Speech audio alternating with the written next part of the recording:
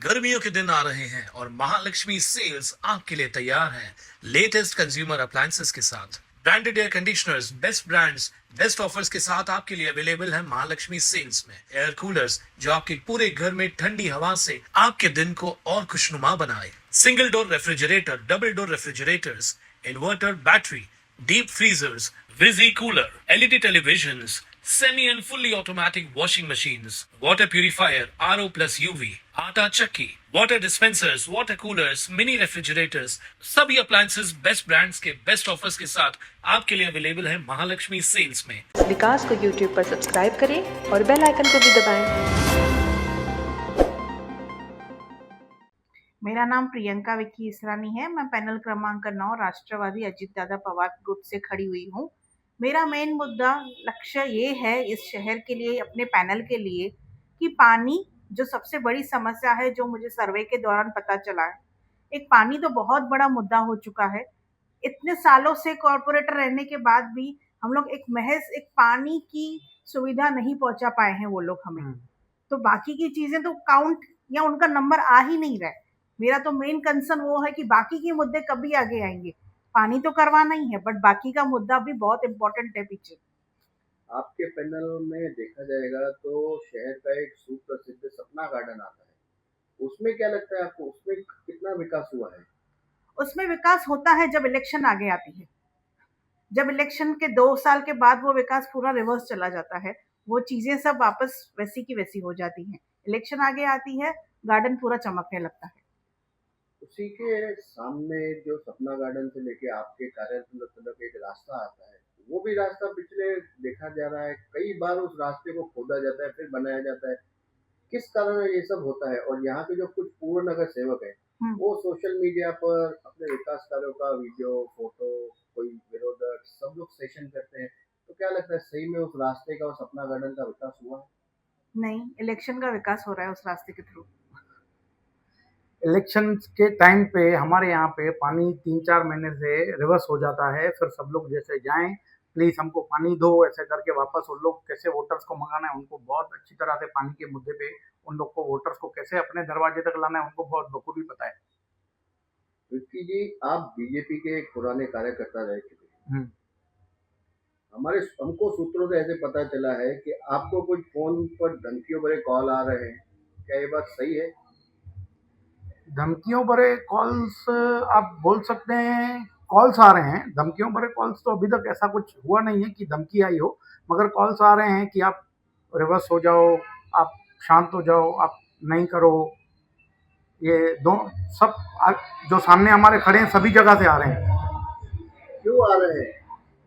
क्योंकि हम लोग स्ट्रांग हैं। आप हम उनके सामने बीट करने की ताकत रखते हैं। मेरा ग्राउंड लेवल पे काम हो चुका है, मैं जमीन से जुड़ा हुआ हूँ।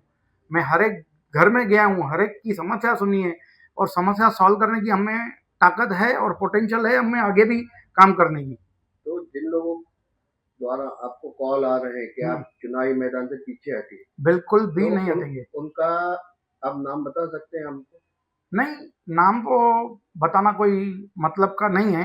नाम बता भी दिया तो कोई कुछ कर नहीं पाएगा। ये चुनाव है, ये 15 तारीख को शाम को 5:30 बजे तक की है। उसके बाद तो हमको यहीं रहना है, एक दूसरे की शक्ल देखनी है। अच्छा, आप बीजेपी के मंडल अध्यक्ष भी रह चुके हैं, तो फिर आप अपनी पार्टी से छोड़कर राष्ट्रवादी अजित पवार गुट पे खड़े हैं, ऐसा क्यों? बिल्कुल, बहुत अच्छी बात पूछी आपने। मैं बीजेपी का मंडल अध्यक्ष आज भी हूँ, अभी भी हूँ। अभी भी मेरा मंडल अध्यक्ष पद कायम है। और रही बात राष्ट्रवादी में जाने की, तो बीजेपी ने मेरे से काम लिया। मैं आज भी बीजेपी का काम करने के लिए तैयार हूँ, मगर बीजेपी ने मुझे टिकट नहीं दी। मुझे वादा किया था, टिकट नहीं दी। उसके बाद मैंने अपना रास्ता चुना और हर को हक है इलेक्शन में रुकना। और हम कर्मठ लोग हैं, हम कार्य करने वाले हैं, तो इसलिए हमको एकदम जमीन से जुड़े हुए हैं। तो हमको लग रहा था कि हम लोग अगर इस बार नहीं रुके तो फिर से शहर का विकास 5 साल के लिए रुक जाएगा। तो कहीं ना कहीं ऐसा नहीं लग रहा है कि आपने बीजेपी पार्टी से गद्दारी की है?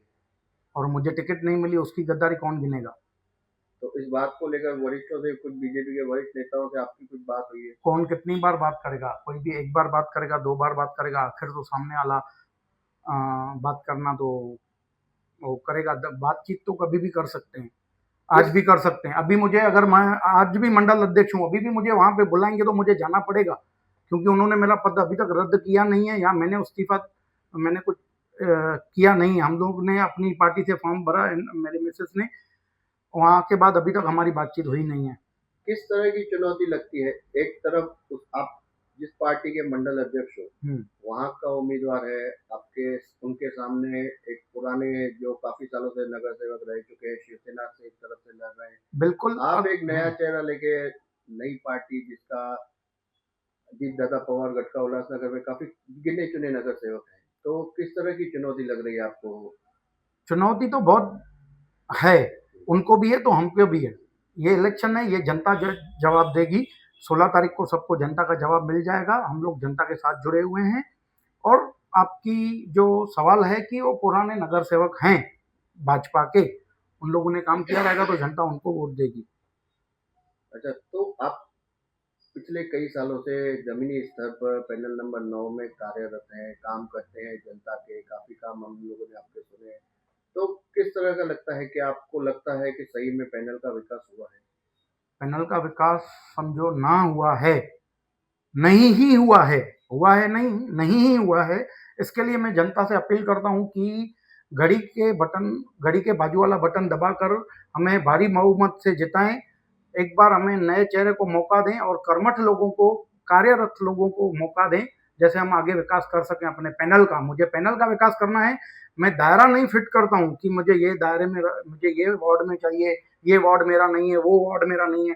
तीनों के तीनों वार्ड मुझे हैं, मुझे तीनों के तीनों वार्ड से मत मिलने वाले हैं, तो मैं तीनों वार्ड का विकास करूंगा। कल रात से सोशल मीडिया पर एक वीडियो वायरल हो रहा है, जिसमें पैनल 9 की एक इमारत के बाहर ऐसा बोर्ड लगाया गया था, नो वाटर नो वोट। उनको वाटर भी आ गया और वो वोट भी देंगे।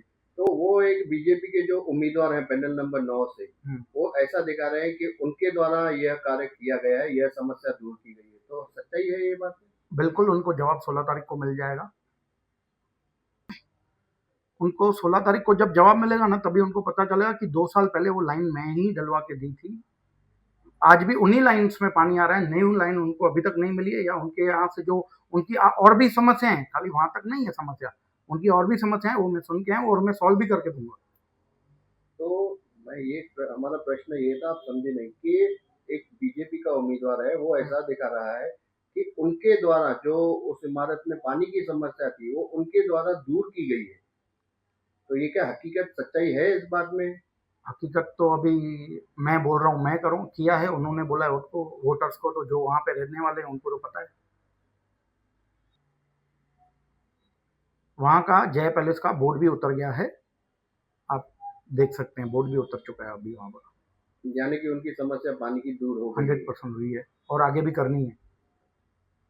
अभी नॉमिनल है, उनकी कंप्लीट उनकी करनी है। आपके पैनल का एक मुख्य गार्डन है सपना गार्डन, कहाँ तक उसका कितना विकास हुआ है? अभी मुझे हंसी भी आ गई इस बात पे। वहाँ के टॉयलेट्स ही एकदम क्लीन नहीं होते हैं कभी भी, टाइम टू टाइम। सबसे मेजर बात है, वहाँ पे लेडीज आती हैं वॉक करने के लिए, बुढ़े आते हैं, जो सीनियर सिटीजन्स हैं हमारे, उनको दिक्कत होती है। और अंदर और भी बहुत सारी प्रॉब्लम्स हैं, कहीं पर सीट खराब है, कहीं पर क्या है, कहीं पर क्या है, अंदर वॉलंटियर्स नहीं हैं जो क्लीनर नहीं हो, कुछ प्रॉपर नहीं है। खाली बच्चों को वहाँ पे दिक्कत आती है कि खेलने नहीं दिया जाता है, ये नहीं दिया जाता है, उस पर राजनीति होती है। और अंदर सुशोभीकरण का जो ये लोग देते हैं लेटर, अभी भी 2002 से अभी तक कॉर्पोरेटर थे, अभी भी वो बोलते हैं हमारे काम अधूरे हैं, हमको आगे मौका दो तो हम बाकी के काम पूरे करेंगे।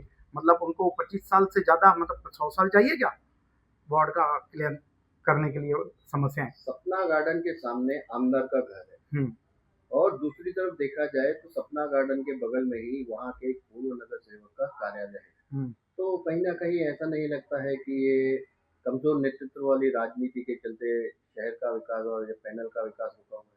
बिल्कुल कमजोर नेतृत्व वाली राजनीति है, वो लोग कमजोर कैंडिडेट हैं काम करने में, वोट लेने में नहीं है कमजोर, काम करने में कमजोर है। विकास को YouTube पर सब्सक्राइब करें और बेल आइकन को भी दबाएं।